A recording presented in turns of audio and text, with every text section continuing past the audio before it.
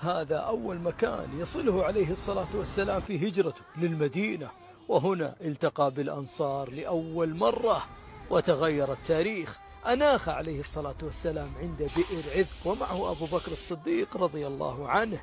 هذه الهجرة اللي غيرت حال الأمة من الضعف إلى القوة، من الدعوة إلى الدولة.